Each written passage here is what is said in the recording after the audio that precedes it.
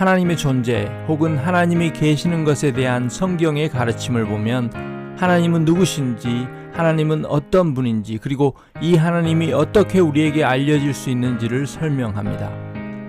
성경을 읽을수록 분명해지는 것 가운데 하나는 성경 어디에서도 하나님이 계시다는 사실을 증명하려고 하지 않는다는 것입니다. 하나님이 계시다는 사실을 가지고 우리를 설득하려고 하지 않는다는 것입니다. 성경은 하나님이 계시는 것을 당연하게 여깁니다. 아니, 하나님이 계시는 것으로부터, 이 사실로부터 모든 것이 시작됩니다. 그렇지만 하나님은 또한 친히 지으시고 다스리시는 모든 피조물들과 전혀 다른 분, 전혀 분리된 분으로 계십니다. 시간과 공간의 제약에 전혀 매이지 않고 그것들을 초월하여 계신 분으로 계시됩니다.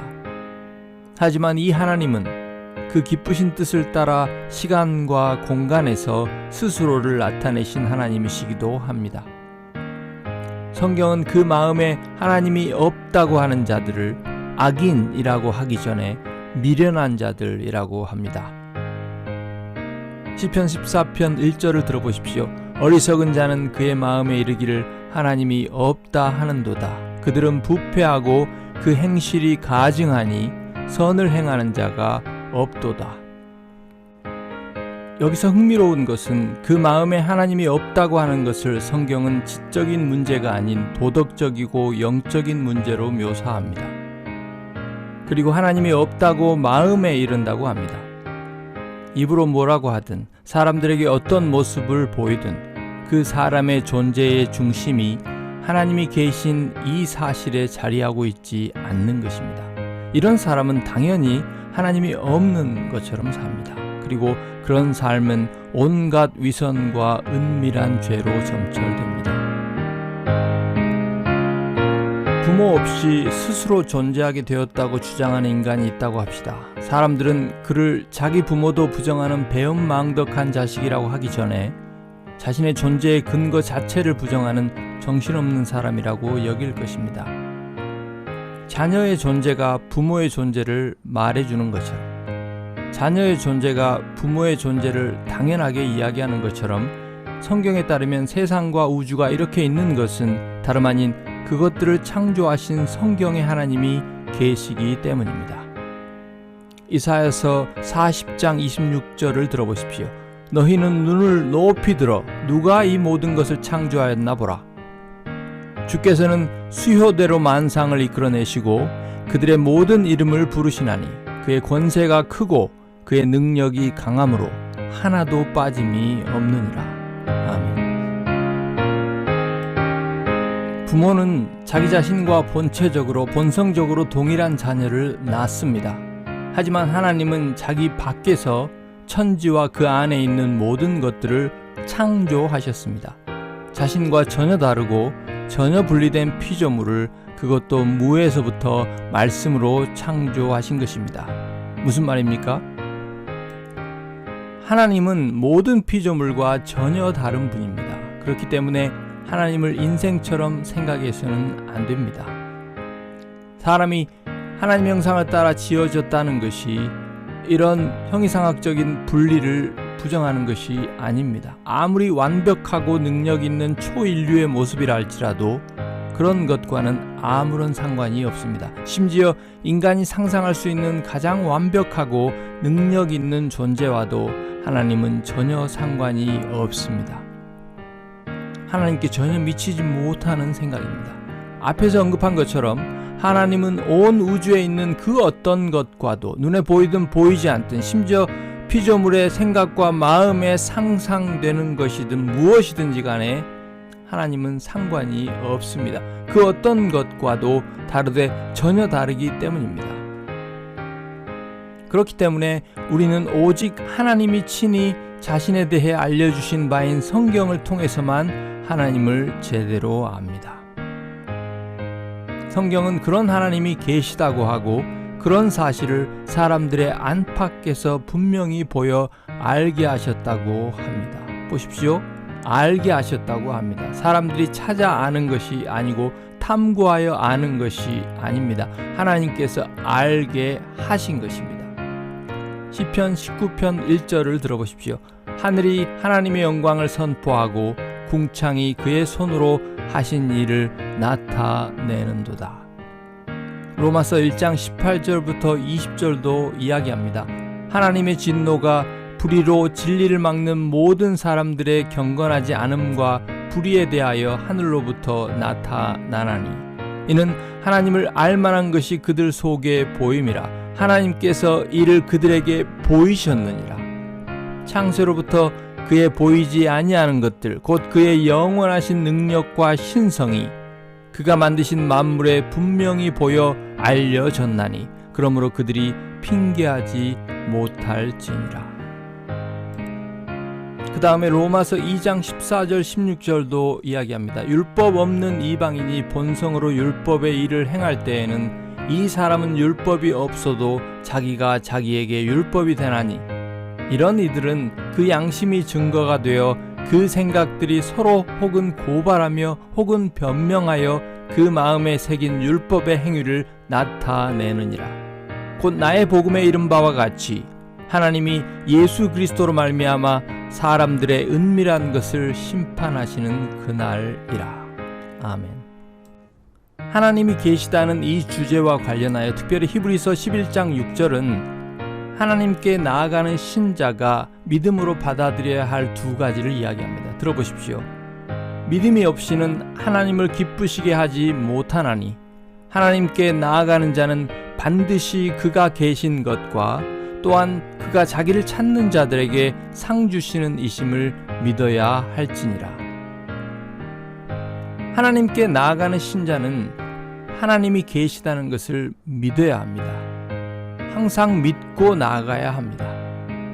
하나님께 나아가는 것이 저절로 우리를 믿게 하는 것이 아닙니다. 믿음이 없이는 하나님께 나아갈 수가 없습니다.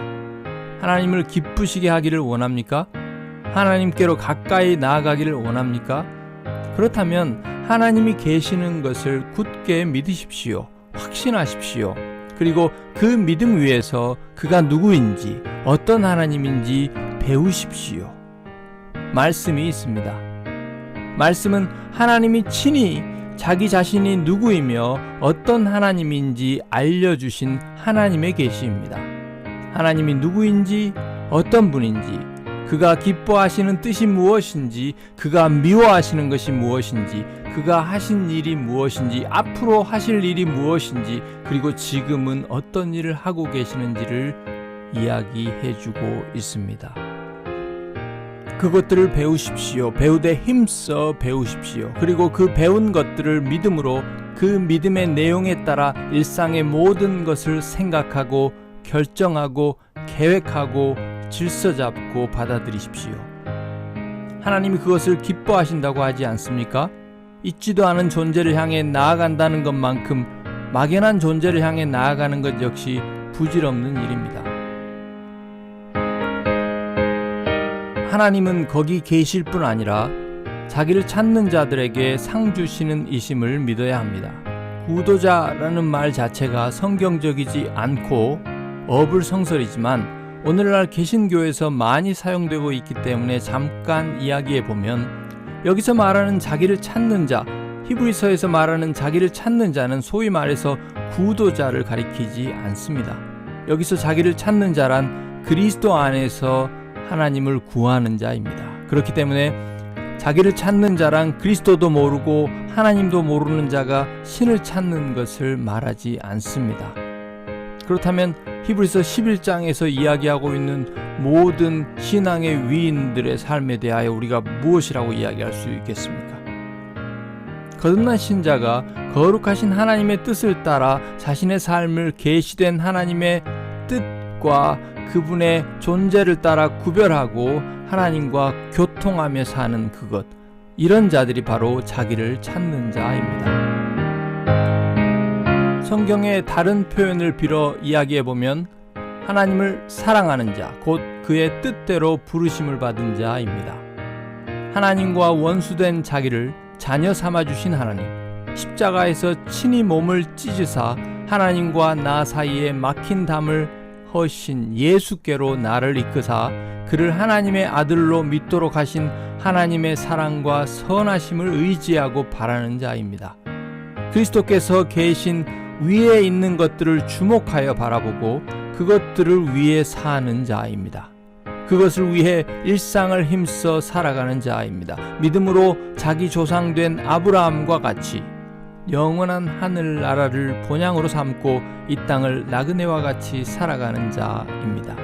이런 자들에게 하나님은 그리스도 예수 안에서 자기를 더욱더 나타내시고 더 깊은 교제와 교통으로 이끌어 가십니다. 요한복음 14장 21절의 말씀을 들어보십시오. 나의 계명을 지키는 자라야 나를 사랑하는 자니 나를 사랑하는 자는 내 아버지께 사랑을 받을 것이요 나도 그를 사랑하여 그에게 나를 나타내리라. 아멘. 히브리서 11장 6절에서 말하는 상 주시는 이, 자기를 찾는 자에게 상 주시는 이를 영어 성경은 어떤 것에 합당하게 갚아주시는 이라고 합니다. 되갚아주시는 이라고 합니다. 하나님을 찾는 자에게 갚아주시는 상이란 무엇이겠습니까? 하나님이 그들에게 상으로 되갚아주시는 것은 무엇입니까? 다름 아닌 하나님 자신입니다. 하나님을 아는 것입니다. 하나님을 아는 가운데 하나님과 같이 되는 것입니다.